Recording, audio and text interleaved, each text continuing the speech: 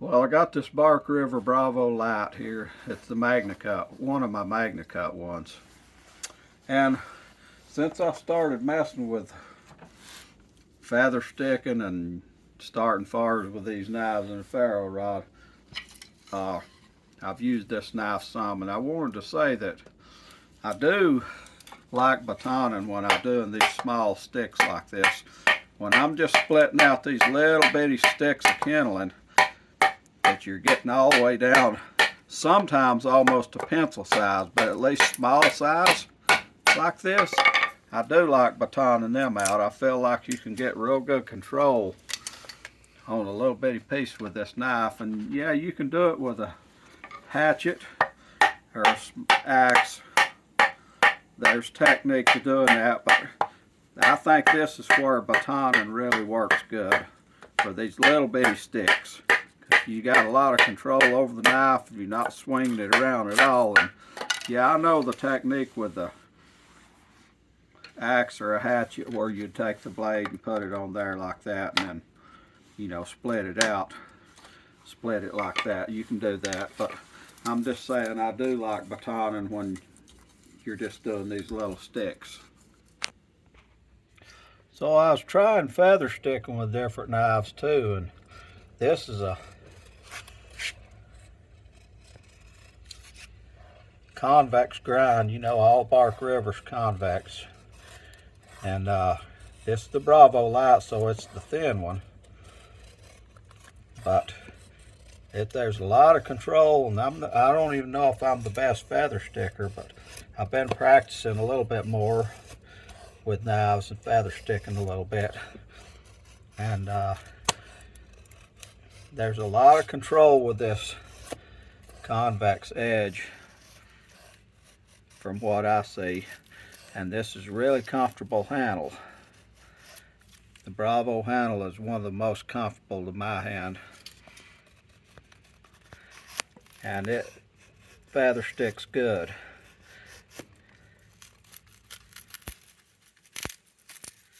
Let's just cut that on off. Then I want to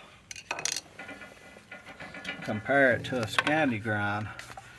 Like I said, I've been experimenting a little and messing around with these fars. See, I was doing it right there. I might need to get me a new spot, but see, what I'm seeing on that Scandi grind is you can make some really tight little curls with that thing. Thin feathers.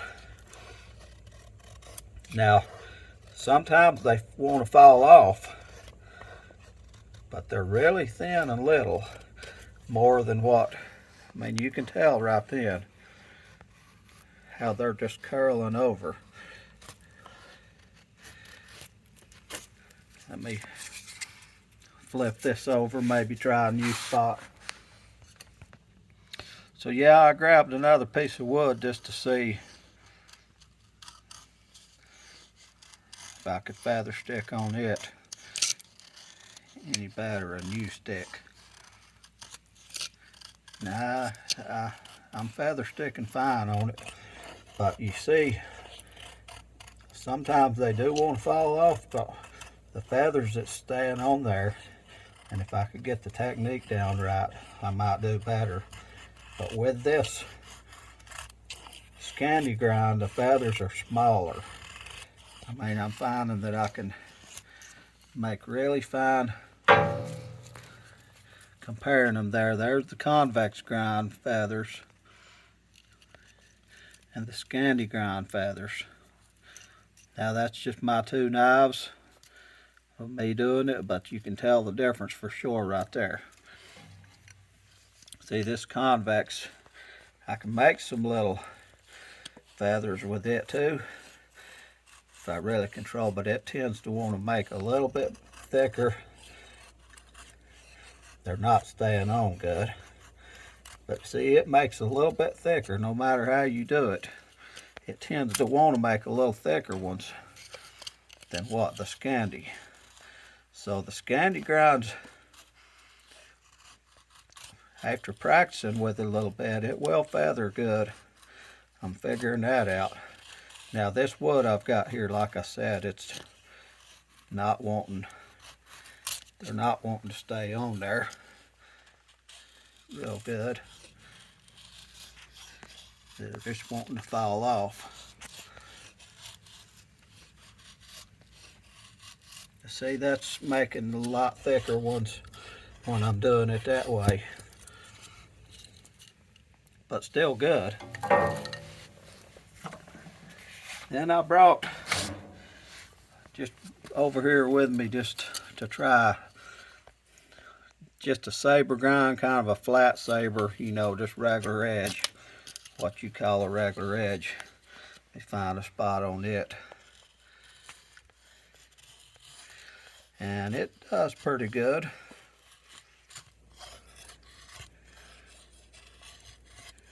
Just doing some good little fine feathers there, wanting to fall off, but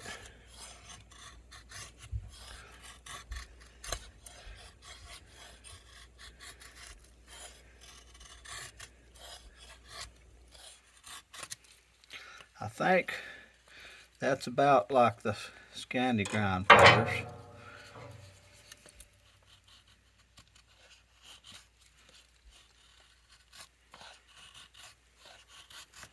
But the Scandi grind seems a little easier to make a good tight feather, in my experience here.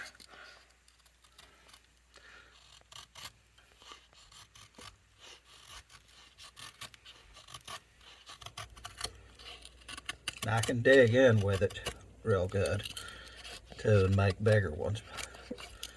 But if you just make them real tight ones, it can just make small feathers and you can control it easy enough. Back to convex.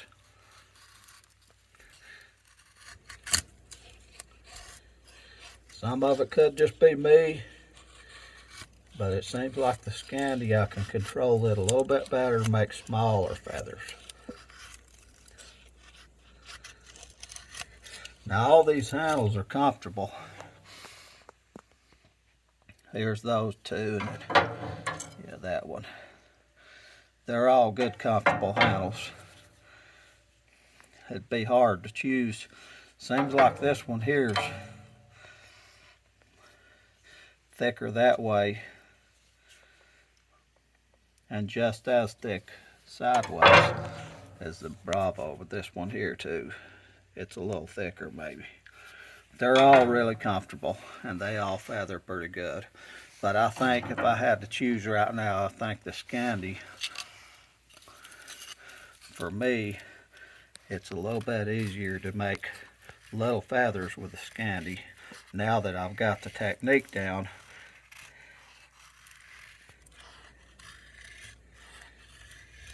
And I got used to using the Scandi a little more. When I first tried it, it's like I couldn't make good feathers, but there, that quick I made them.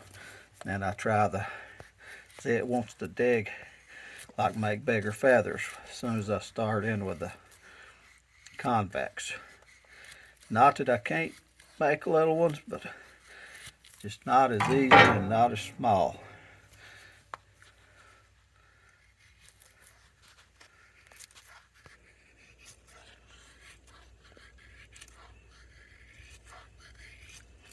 So there you have it for the feather sticking.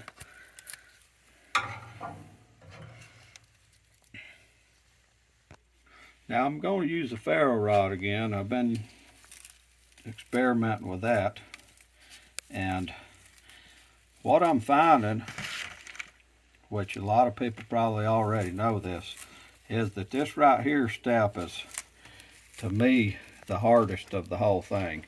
That's getting some kind of tinder bottle down here that'll catch them sparks and actually light on fire. Now I've seen people just have these feathers here and just strike on the feathers without anything else and get a fire. I don't know how they do that. I haven't figured that one out so far. I just got that laid on some newspaper and some cardboard there, and I'm going to try this time with my Bark River. It's a Magna-Cut Bark River Bravo Light. I'm going to give it a shot on striking this. So I got the same ferro rod that I've been using, and let's see what we can do here.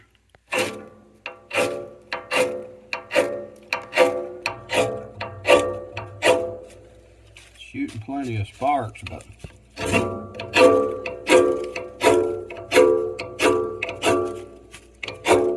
like I say, that's